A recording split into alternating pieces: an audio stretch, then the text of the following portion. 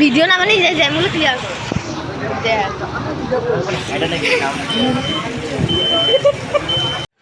Hey guys, welcome to our channel. তো তোমরা সবাই কেমন আছো? আশা করি তোমরা সবাই খুব ভালো আছো, আর আমিও খুব ভালো আছি। নিয়ে চলে এলাম নতুন একটা ব্লগ ভিডিও।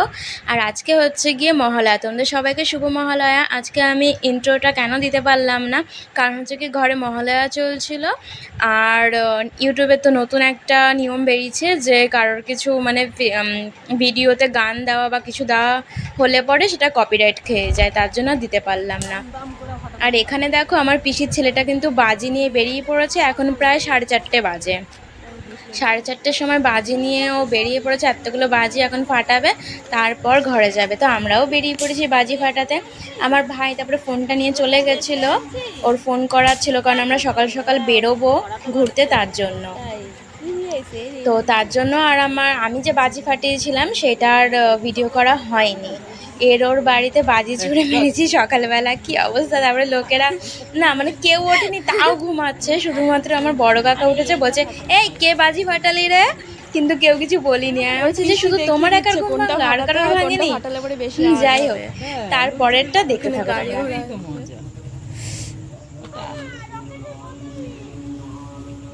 তোজোকে তো বলেছিলাম যে ভোরবেলা ফাটাবো আর লোকের বাড়িতে। তোজো কি মজা পেয়েছে, ওই জন্য কবে দিয়ে সে বায়না করছে, দিদি বোম কিনে দাও, বোম কিনে দাও। এত বাজি কই দেয়। তারপরে কালকে এইটা কিনে দিলাম ভাইকে।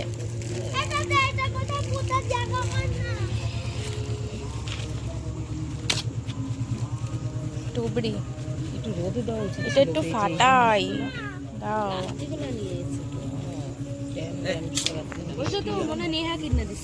হ্যাঁ 2 hours later. আমরা এখন সকাল সকাল না বেরিয়ে আমরা কোথাও পড়েছি। যাচ্ছি না। এই যে কোথাও যাচ্ছি ভাইয়ের না। বান্ধবী আমরা তুমি যাচ্ছ না। কেমন ছ্যাবলামো মারছে আমার সাথে। আমি যে বলেছি আমরা বেরিয়ে পড়েছি, তাই ও ভাইয়ের বন্ধু বলছে কি যে আমরা যাচ্ছি, তুমি যাচ্ছ না। এখন কটা বাজে? 5:30 না, 5:30 বাজে। তো চলো যেতে যেতে দেখা হচ্ছে।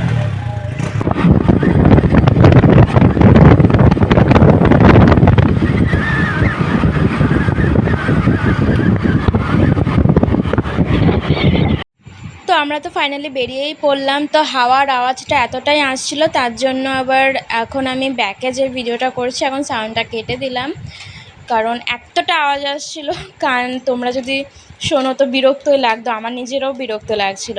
তো যাই হোক, আমরা কিন্তু এখন কল্যাণী ITI-এর উদ্দেশ্যে বেরিয়ে পড়েছি। তারপরে যেই জিনিসটা হবে, তোমরা প্রথমে দেখতেই পেলে যে বৃষ্টিতে কেমন ভিজে গেছি। পুরো ভিডিওটাই দিচ্ছি, কেউ কিন্তু স্কিপ করো না। ভিডিওটা খুবই শর্ট হয়েছে, আর কেউ কিন্তু কেটে কেটে দেখো না, পুরো ভিডিওটা দেখতে থাকো। আশা করি মজা পাবে। আমাদের তো তখন সাজা হয়েছিল, কিন্তু মজাও হয়েছে, আর তোমরাও আই থিঙ্ক মজা পাবে।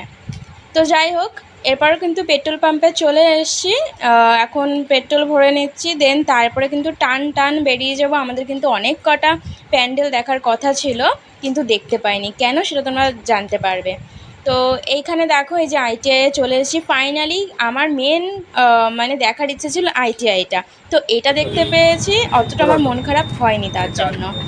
আর এখানে কিন্তু ভাইয়ের ফটো তুলছিল একটা অটোর সামনে দাঁড়িয়ে, আর ভাইয়ের স্কুটিটার চাবি নিয়ে বলছে যে তুই একটা অটো কিনেছিস, এরকম একটা ফটো তুলি। আর ভাইও পোজ দিয়ে দাঁড়িয়ে পড়েছে। তো যাই হোক, এই যে দেখাচ্ছি, এই দেখো কতটা মেঘ করেছে, এতটা মেঘ করেছে। আমি তো ভাবতেই পারিনি যে মানে আমরা ভিজে যাব বা বৃষ্টি নেমে পড়বে। কখনো মেঘ কেটে যায় বা বৃষ্টি একটু একটু নামলে পরে কোথাও একটা মাথা গোজার ঠাঁই পেয়ে যাই, বাট সেরকম কিছুই পাইনি। এতটা ভিড়ের মধ্যে ঢুকে গেছিলাম। তোমাদের ভিডিওটা আমি দেখাবো। এই যে এখানে কিন্তু প্রায় ভালোই জোরে বৃষ্টি নেমে পড়েছিল, তাও কিন্তু আমরা ভেবেছিলাম কি যেতে পারবো। কিন্তু এরপর যে ঢুকে পড়েছে, এই যে এত গাড়ি ঘোড়া ঢুকছে, এখান থেকে আর ইউকারটা মারা যাচ্ছিল না স্কুটি নিয়ে, তার জন্য আমরা আরও ভেতরে ঢুকে পড়েছি, ওখানে গিয়ে ফেঁসে গেছি। এরপরটা দেখো, তাও তো এখন কিছুই ভিজেনি, আরটু গেলে পরে একদম পুরো স্নান করে যাবো। ভিডিও না মানে যেমন ক্লিয়ার। আমাকে তো দেখলে পুরো পুরো বোঝাই যাচ্ছে কিরকম ভিজে গেছি, আর আমার ভাইকে এই দেখো পুরো স্নান করে গেছে। ভালো লাগছে না, চিন্তা নেই।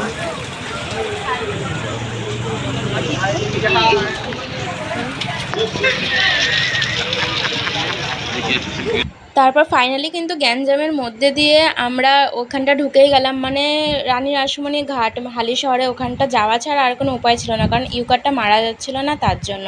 তো দেখো এখানে কতটা ভিড়, এখান থেকে কি আর স্কুটিটা নিয়ে ইউকার নিয়ে বেরোনো সম্ভব? তোমরাই বলো, এতটা ভিড়। আর 4 চাকাগুলো ঢুকে বেশি ভিড় করে দিয়েছে, এইটুকুনি রাস্তার মধ্যে 4 চাকা ঢোকা যায় না, তাও ঢুকেছে। যাই হোক, ওখানটা গিয়ে তো খুব বিরক্ত লাগছিলো, মাথা গরম হয়ে গেছে। তারপরে বেরিয়ে পড়েছি, ঠিক আছে। তারপরে এখানে ভাই ওরা কিন্তু কচুরি খেতে দাঁড়িয়ে পড়েছে। আমার আর এই ভাইয়ের যে গার্লফ্রেন্ড, ওর কিন্তু সকালবেলা কচুরি খেলে পরে হেভি গা গোলার জন্য আমরা দুজন খাইনি। ভাই একটু করে মানে দুবার খাইয়ে দিয়েছে আমাকে আর ওকে, তাছাড়া ভাই আর ভাইয়ের বন্ধুরাই খেয়েছে। এরপর কিন্তু হালিশহর একটা পার্কে ঢুকে পড়েছি, আই লাভ হালিশহর যেখানটায় লেখা আছে তার সাথে একটা পার্ক আছে, ওই পার্কটায় ঢুকে পড়েছি। একটুখানি এখানটায় ওরা অনেকক্ষণ গাড়ি চালিয়েছে, তাই একটুখানি ভিড়ভাট্টার মধ্যে, তাই একটু বিশ্রাম নিয়ে তারপরে আবার মানে বাড়ির উদ্দেশ্যে চলে যাব। আর এই ভেজা গা তো মানে গাড়িতে শুকিয়েই গেছে, এবার জ্বর চলে আসবে, আবার কলকাতাও যেতে হবে, তার জন্য আর ঘুরলাম না। আর দেখার স্বাদ মিটে গেছে, মানে ঠাকুরের প্যান্ডেল আইটিআইটা দেখেছি, এটাই অনেক। আর গঙ্গাটা দেখো এতটা সুন্দর লাগছে, আর সকালবেলা, এখন আর ভোর নেই, সকাল হয়ে গেছে। তো কি বলবো, এখানটা এসে একটুখানি মনটা তাও ভালো লাগছিল। আর ওখানে দেখো ওরা যে যার ফটো তুলে যাচ্ছে, ভাই ওরা এখানে বসে রয়েছে আর আমি এখানে একা একা বসে রয়েছি, কি আর করব। তো চলো গাইস, টাটা বাই বাই, দেখা হচ্ছে নেক্সট আর একটা ব্লগ ভিডিওতে।